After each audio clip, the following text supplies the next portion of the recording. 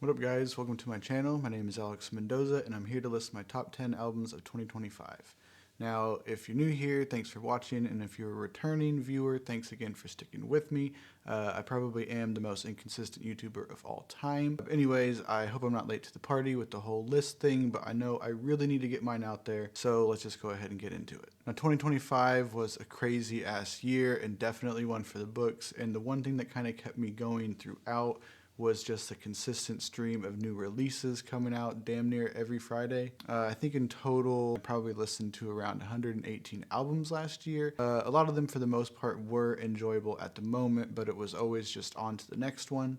So when it came to compiling this list for this video, I basically thought to myself, what were the albums that I kept going back to all year?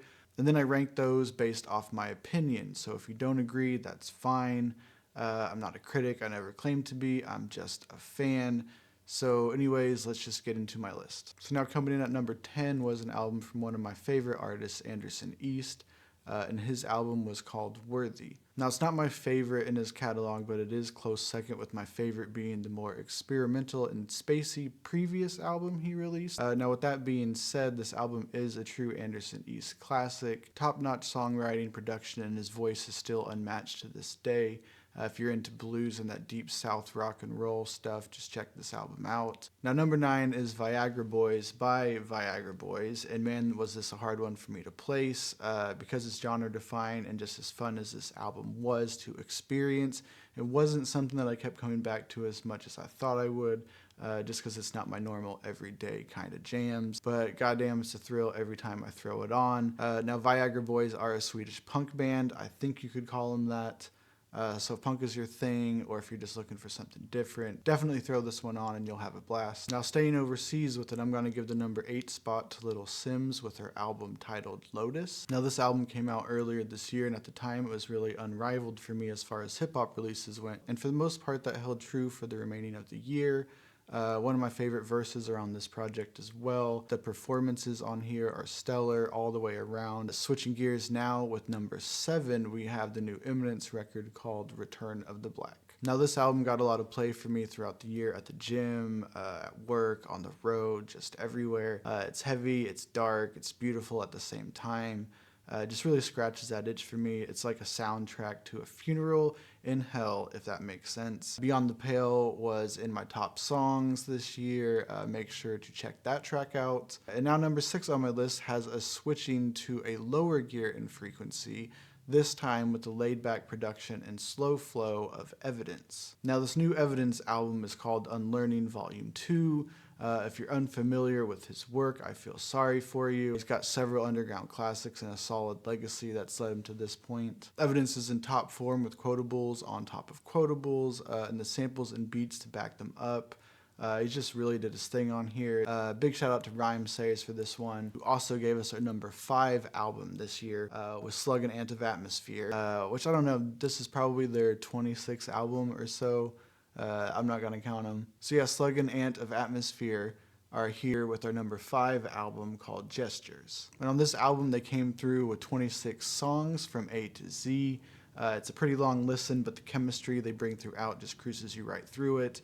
There's several solid features on here as well. It's always a pleasure to hear what Slug has to say, and I hope him and Ant just keep doing their thing for another 30 years. Now, keeping it underground, let's give Intuition and Equilibrium their flowers and hand them the number 4 spot on my list with their project called Leave a Mark, and boy did they.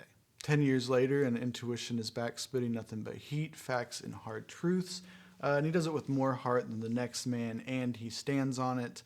Each line is really felt and punctuated by the production laid behind. It's really hard to pick a favorite off this one because every track is just a gem. But Dying Every Day damn near stopped me in my track. And as a kid that grew up with no father, his track Read After Burning really meant a lot to me. I thanked him on his social medias, and I'm going to thank him here again for that. Thank you, sir. So yeah, now number 3 on my list is another hip-hop album with a lot of heart and heat.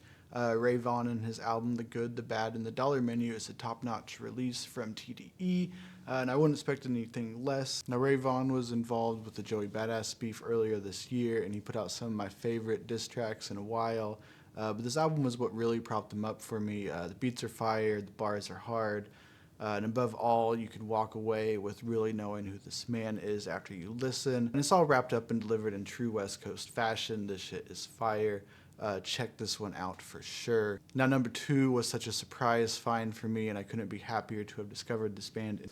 The German band VIANOVA released their debut album titled Hit It. Now, this album falls into the metal category, but they are going to give you just about every style and sound you can imagine in the span of about 45 minutes, all while being just as heavy and as brutal as the next guys, but still somehow maintaining their groove in the process. I just really, really love this shit. The album is a trip from start to finish, and I highly recommend you strap in for the ride. Now, number 1 should be no surprise to anyone listening to music this year. This band has had a year like no other. They're on top of almost every metal and rock list you can find, and it's no different here. Yeah, you guessed it, the new metal era legends Deftones, and their album is called Private Music. And man, what can I say about this album that hasn't already been said at this point? I guess as a fan of Deftones my entire life, I think I could speak for the rest of us in saying that this recognition was long overdue and well-deserved. This was the moment we were all waiting for: the album, the tour, the private performance, and above all, the youth fully embracing the music we all already knew was timeless. This album will live on forever and might be more important to their career than White Pony when it's all said and done. That might be a hot take, but well, we'll just have to see where they go from here. But anyways, yeah, the album is a banger from start to finish, and they just fucking killed it.